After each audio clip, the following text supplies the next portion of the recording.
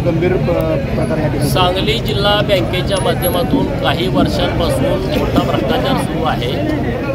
सहकार कायद्याचं उल्लंघन करून वेगवेगळ्या पद्धतीनं चुकीची कर्ज वेगवेगळ्या सहकारी संस्थांना देणं, ती बुडवणं आणि परत त्या संस्था बँकेनं गरज नसताना विकत घेणं आणि परत कोणताही करार न करता त्याच लोकांना वेगळ्या प्रायव्हेट लिमिटेड कंपन्यावरती त्या संस्था चालवण्यास देणं, असा शेकडो कोटी रुपयाचा भ्रष्टाचार हा बँकेच्या माध्यमातून सुरू आहे आणि तो 88च्या चौकशी अंतर्गत निष्पन्न झालेला आहे।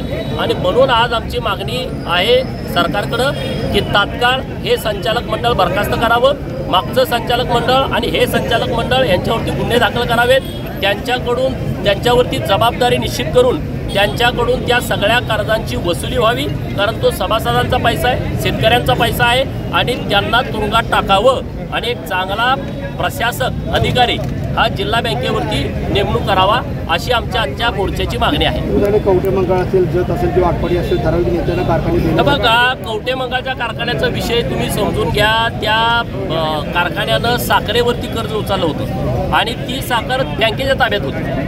बँकेला ती साखर विकून कर्ज भरून घेता येत होतं, परंतु बँकेनं साखर विकली नाही, कारण बँकेचं संचालक मंडळ, चेअरमन आणि अधिकारी यांना महाकाली साखर कारखाना बंद पाडून तो जयंतरावना द्यायचा होता आणि त्या पद्धतीनं त्यांनी तसं केलं। साखर जी योग्य वेळेत विकायला पाहिजे ती विकली नाही, परत ती साखर 25% दरामध्ये विकली आणि जे पुढं व्हायचं ते झालं।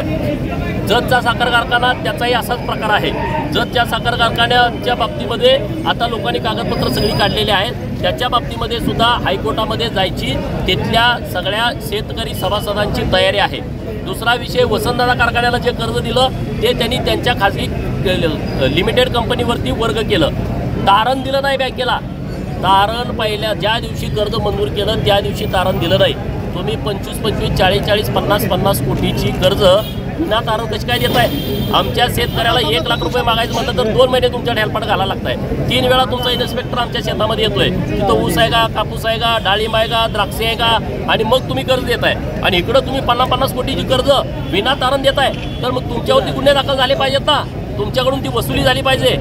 खानापूरच्या सूतगिरणीला तुम्ही पैसे दिले, ते सूतगिरणीच्या अकाउंटवरती न जाता चेअरमनच्या पोराच्या अकाउंटवरती गेले, पण ही लोक रुबाबत फिरतायत, आम्ही काहीतरी तालुक्यासाठी करतोय, आम्ही काहीतरी जिल्ह्यासाठी करतोय। यांचा जो खरा चेहरा आहे तो आता या जिल्हा बँकेच्या आजच्या मोर्चामुळं जयंतरावपासून खाली, जयंतरावला माहीत नाही का इथं काय चालू आहे बँकेमध्ये? 400 पदाची भरतीला तर तुम्ही मंजुरी मागताय, 20-20, 25-25, 30-30 लाख रुपये दर काढलाय। अरे कशासाठी तुम्हाला द्यायची? जोपर्यंत प्रशासक मंडळ जिल्हा बँकेवरती येत नाही तोपर्यंत 400 पदाची भरती झाली नाही पाहिजे।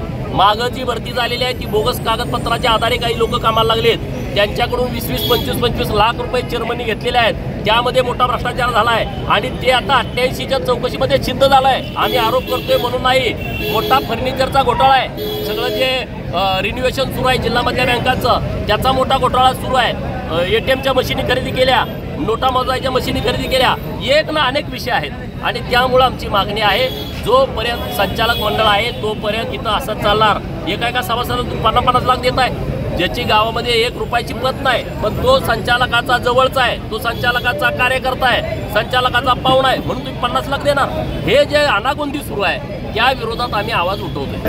शेतकरी न्याय मागायला बँकेकडे येणार म्हटल्यावर कर्तव्यदक्ष राज्याच्या सहकार मंत्र्यांनी पुण्याला जिल्हा मध्यवर्ती बँकेची बैठक बोलवली आणि सांगली जिल्हा बँकेला प्रशिक्षित पत्र देऊन टाकलं की बँक काय 200 कोटी नफ्यात आली आणि ते कागदावरचा नफा कशाला दाखवत आहे? खरं जर बघितलं तर घोटाळ्याच्या मालिका मागून मालिका ह्या बँकेमध्ये चाललेल्या आहे। अनेक संचालक मंडळांनी घोटाळे केलेले आहे आणि तुम्ही चोरांना प्रसिद्धीपत्र देताय। त्याचा अर्थ सरळ आहे की या बँकेचा मलिदा वरपर्यंत पोहोचलाय का?